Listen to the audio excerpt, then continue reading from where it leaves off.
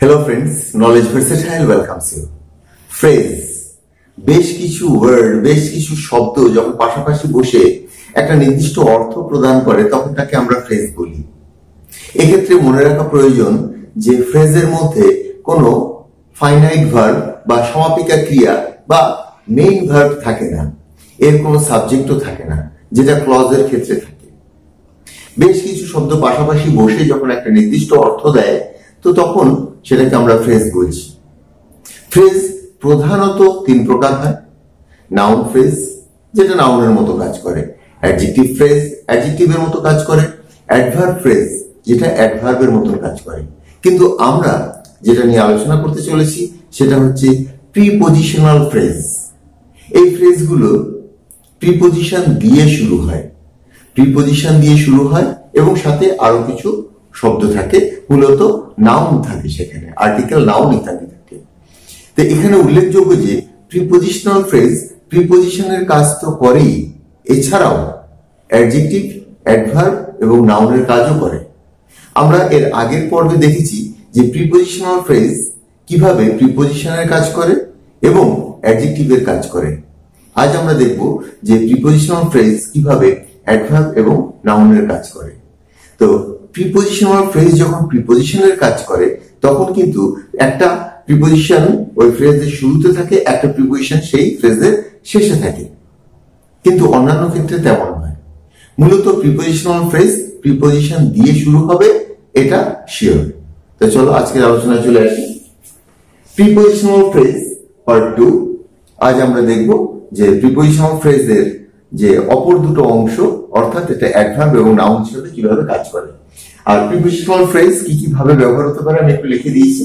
Prepositional phrase কাজ করতে পারে কি কি হিসাবে? প্রিপজিশন হিসাবে, যার শুরুতে একটা প্রিপজিশন এবং শেষে একটা প্রিপজিশন থাকে এই ফ্রেজের। নাউন হিসাবে, অ্যাডজেক্টিভ হিসাবে বা অ্যাডভার্ব হিসাবে, এইভাবে কাজ করতে পারে। তা আজকে আমরা দেখব যে অ্যাডভার্ব হিসাবে প্রিপজিশনাল ফ্রেজ কিভাবে কাজ করতে পারে।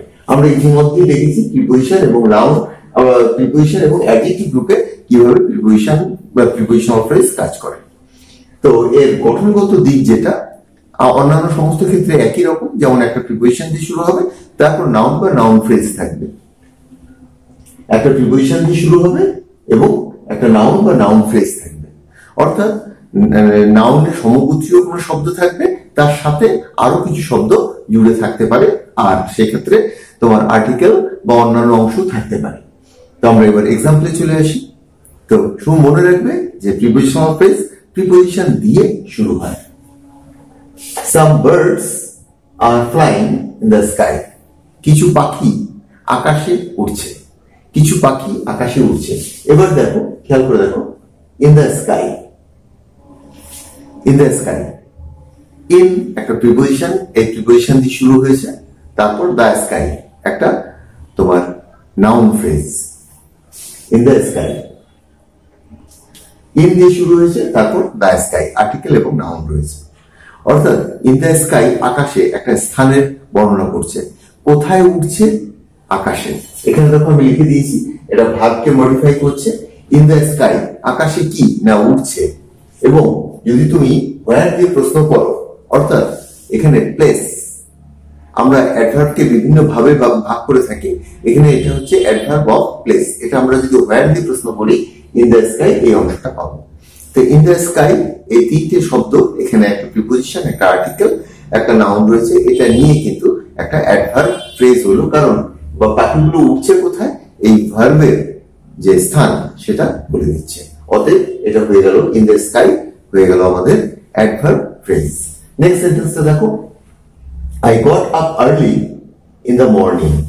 আমি তাড়াতাড়ি ঘুমের থেকে উঠি সকালবেলা। আমি সকালবেলা তাড়াতাড়ি ঘুমের থেকে উঠি। I got up early, আমি ঘুমের থেকে উঠি। got up মানে ঘুম থেকে ওঠা। তো got up early, আমি তাড়াতাড়ি উঠি। earlyটা তোমার অ্যাডভার্ব, কারণ এটা got up অর্থাৎ ভার্বের গুণাগুণ প্রকাশ করছে, আমার ঘুম থেকে ওঠার সময়কে বলে দিচ্ছে। আবার খেয়াল করে দেখো, এই আর্লি যেটা, সেটাও সেই আর্লি কখন, বিকেলে, দুপুরে বা কোন সময়ের আর্লি, সেটা ইন দ্য মর্নিং, সকালে তাড়াতাড়ি উঠি।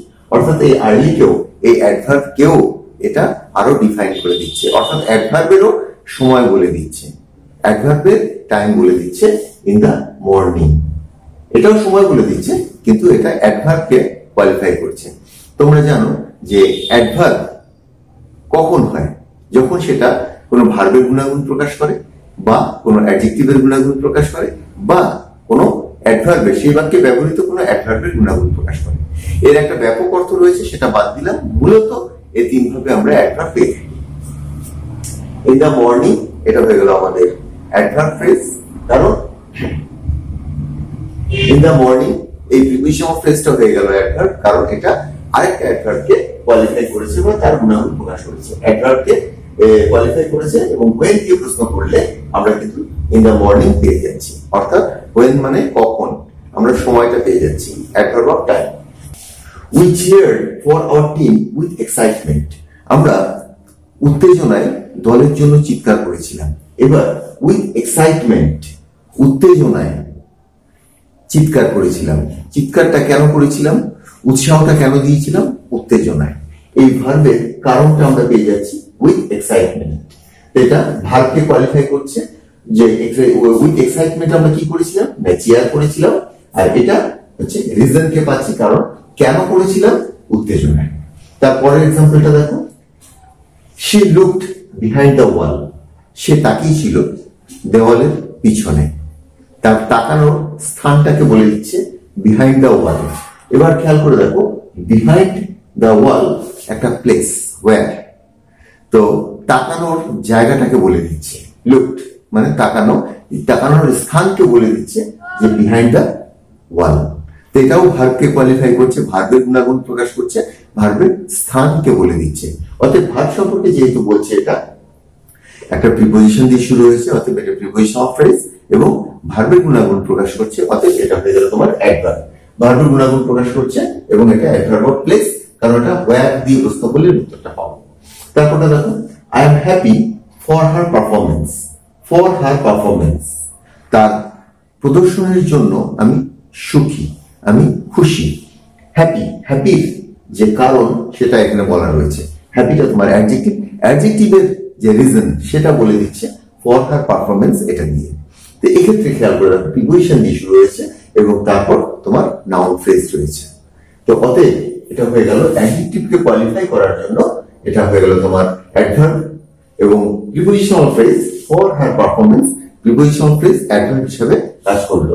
এখানে যদি ওয়াই দিয়ে প্রশ্ন করো, তবে আমরা এটা হচ্ছে তোমার রিজন। আমরা কেন সুখী ছিলাম, সুখী হওয়ার কারণ হচ্ছে যে তার পারফরমেন্স, তার প্রদর্শন।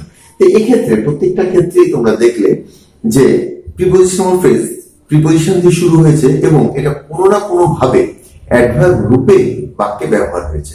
হয় সেটা ভার্বের গুণাগুণ প্রকাশ করেছে, নয় অ্যাডজেক্টিভের গুণাগুণ প্রকাশ করেছে, আর নয়তো সেই বাক্যে ব্যবহৃত অন্য কোনো অ্যাডভার্বের গুণাগুণ প্রকাশ করেছে। এবার আসছি অ্যাজ নাউন। নাউন হিসাবে প্রিপোজিশনাল ফ্রেজের ব্যবহার নেই। কোনো কোনো ক্ষেত্রে রেয়ার কেসে কিছু কিছু জায়গায় দেখা যায়, মূলত এর ব্যবহার করতে গেলে মনে হয় যেন সেন্টেন্সটা ভুল রয়েছে।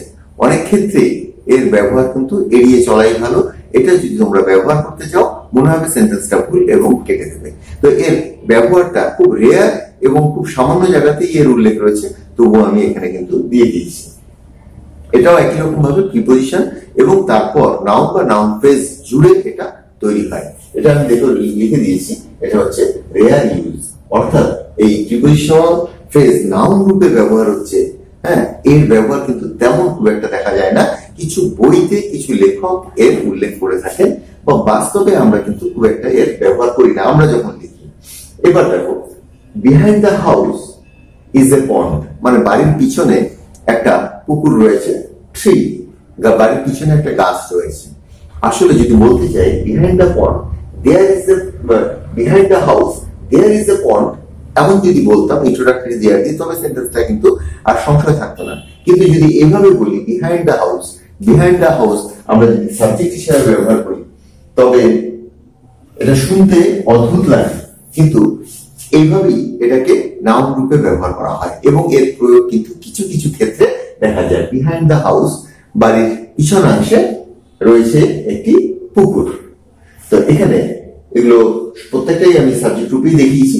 তারপরটা দেখো, ডিউরিং দ্য জার্নি, ভ্রমণকাল, আসলে ডিউরিং দ্য জার্নি হচ্ছে ভ্রমণকালে, কিন্তু এখানে ব্যবহার হচ্ছে ভ্রমণকাল।